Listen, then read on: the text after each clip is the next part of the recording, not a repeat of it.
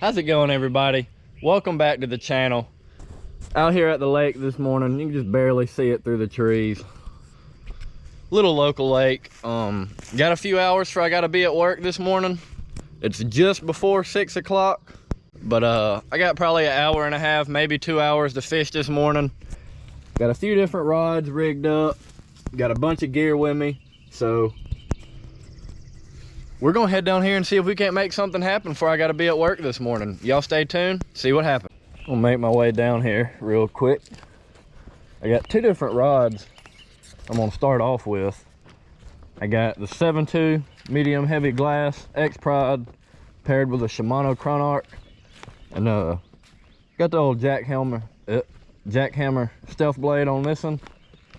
And then right here got a Falcon lowrider paired with a Shimano Corrado 70, and I got a little jerkbait on there. And we're gonna start off with some moving baits this morning. It looks like somebody just came down here and cleared up some. I like that. Let's see if we can't make something happen. First cast.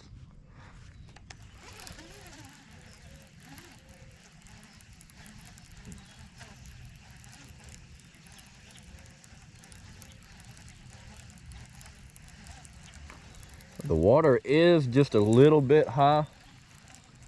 We've had a decent amount of rain these past couple days, so the water is just a little bit high, probably 8 to 12 inches high.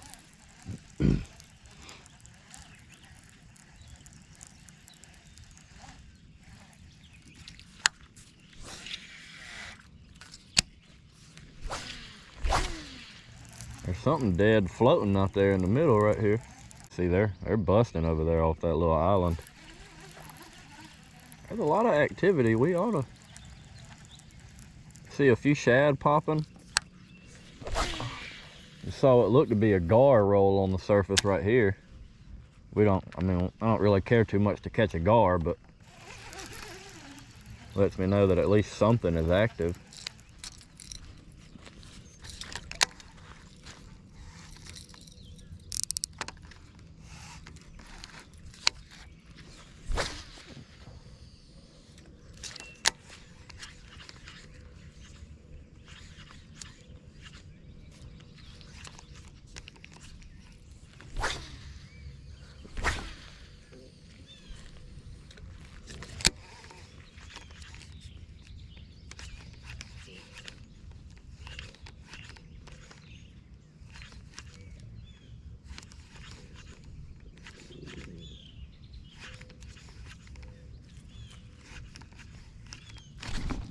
See, there's another one.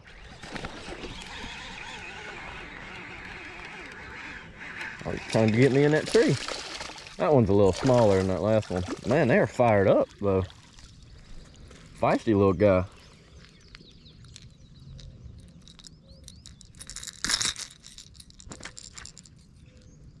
Man, look at him. Something's got a hold of him. I hope my jerkbait didn't just do that. No, that's already starting to heal up. Man, little guy. Thanks, bud. Now, a lot of people think a jerkbait is only really a late fall or wintertime bait. I'm here to tell you, a jerkbait will really work all year round. You just might have to change up your cadence on how you fish it. You know, I'm not fishing it as slow as I would if it was 40 degrees outside, but I'm just not pausing it as long. And you know, instead of doing a 1 or a 1-2, I'm maybe hitting it 2 or 3 times.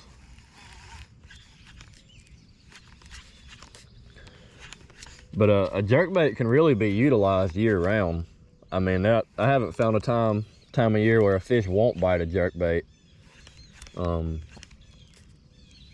Now, especially with forward-facing sonar, a lot of people are starting to realize and utilize a jerkbait, especially with the live scope and the forward-facing sonar. But even then, you know, a lot of people still put the jerkbait up when the water temperature gets a little warmer. Now, the reason why I chose this spot to start this morning is there's this point out here on this island runs on out into the water. And then where I'm fishing right now, you can kind of see the bottom right there. This point runs probably 10 or 12 feet out there, and it starts to drop back off. But this whole pocket back here behind me, this is just a big spawning flat. You know, this whole pocket back here is just 3-4 feet deep. Versus out here, what I'm casting to is probably 10 or 12 feet, and it just gradually in front of me rises up to the shallower water. But on the other side, it's really shallow, and this point, like I said, runs out. So it kind of makes like a little of a funnel right here. And there's a lot of shad in this lake, and those shad will get out there in that little deeper channel and just hang out. And that's what all these fish are sitting here blowing up on, is those shad out there. There's a couple big humps out there as well.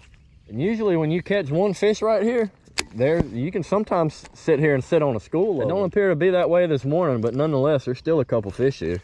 I've got 30-pound braid on here as the main line to an 8-pound fluorocarbon leader. Anytime I can, I'm gonna run braid to a leader.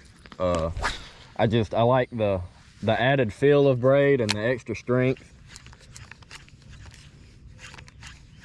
But you know, sometimes that braided leader will hurt you because that leader knot is just an extra fail point. So instead of it, you know, my only knot being tied onto the bait, now I have a knot where my leader connects and I have a knot tied to my bait. That's just an extra. There's another one. Oh, that's a little baby. Oh my goodness. That one wasn't a little baby. There was a giant bass following him in. That fish just came off and a giant bass just chased him away from the bank. See, that right there tells me there are more fish right here. Some big ones too.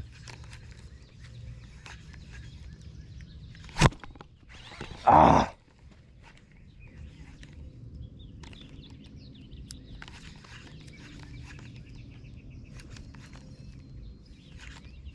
I think I set the hook a little too hard on that one. That's the only thing that you gotta watch out for. There he is. He came back for it. When throwing braid to leader like this, so sometimes you can get a little crazy with the hook set, and I'm bad about that. I must admit, I'm bad about that. Another little one on that jerkbait. Thank you, sir. They might be starting to turn on a little bit. It's seeming like as the sun rises, more and more fish are coming back here. Or, you know, it may just be bait selection also. The only bite I had on that jackhammer was from a old stinky gar.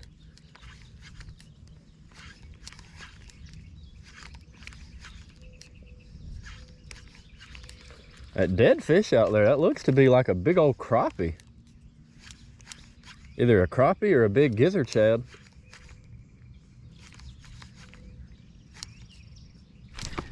There's another one on that jerking bait. That's just a little guy again.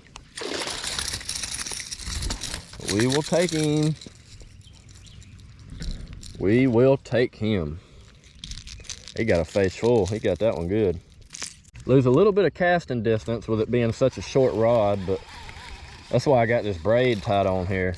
Going back to what I said earlier, I mentioned anytime I can throw a braid to leader, you know, I'm gonna want to, just because for me, I feel like I always get a little extra casting distance out of that braid, just because that braid's a lot thinner. You know, this is 30-pound braid, but it's got the diameter of, I think, like 10 or 12-pound test fluorocarbon. So super, super thin line, and it's very strong. Very, very sensitive. You know, I'm feeling these fish come up and just barely touch this jerkbait. Whereas I might not be able to feel some of these if I was just throwing just straight fluoro. I never throw mono. I don't have a single rod in my arsenal that has mono on it. There's ways to get around it. I like having the strongest line I possibly can for an application. just because you never know when that true giant is gonna bite.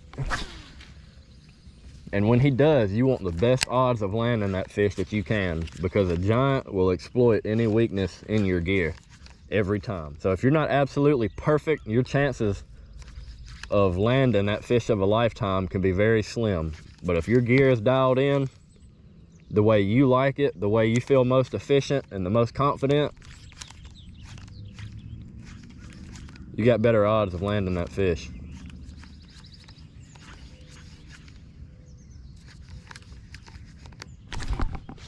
There's one.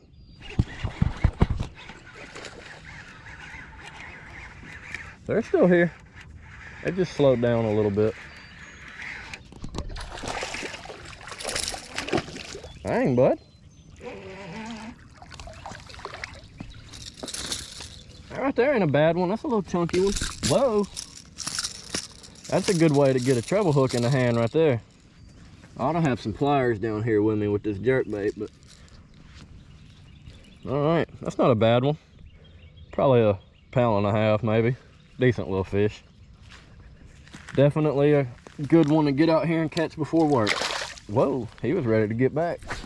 And you know, that'll just tell y'all another thing. Just because, you know, you're somewhere that you think that fish are, if they don't bite one bait, you know, don't pack up and leave yet. Throw another bait. Throw a couple other baits. If you really feel like fish are there, you know, trust that gut feeling. Because once I threw that stealth blade around for a little bit, didn't get any, well, I got a few bites, but didn't hook up. You know, I could have packed it up and moved and went to another part of the lake, and I'd not have caught any of these fish. Now, I might have got on just as good of a spot somewhere else in the lake, you never know, but didn't even retie. Just grabbed my other two rods. Got a Texas rigged Magnum Lizard. Then I got my little 610 medium light spinning rod with a little 2.8 inch Kytek. This is also a little test of some new line. This yellow braid right here, this is that Strike King Contra braid. This is 10 pound.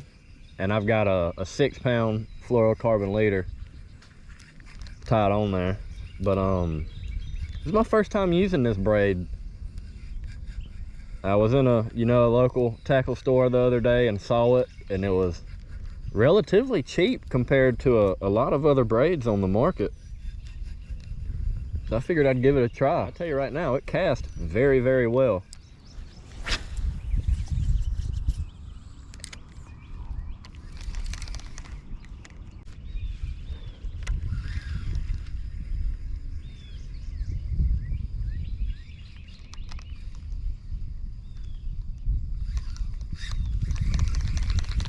What in the world?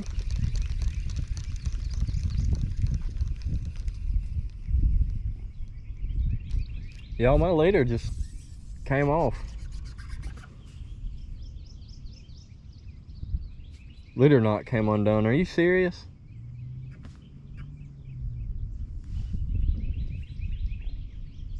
I didn't even have a bite. I just went to start working the bait. That goes back to what I was just talking about earlier with that jerkbait. A leader knot just being an extra fail point. Example A. All right, y'all, that's gonna do it for the video this morning. Gotta get ready to head into work, unfortunately. Wish I could just stay and fish all day, but I can't. Gotta go pay my bills. The bait of the day today was, without a doubt, this jerkbait. Yeah, I didn't catch a single fish on anything else. This jerkbait right here was absolutely key. Hope y'all enjoyed the video. Leave a like, subscribe to the channel. We'll see y'all next time.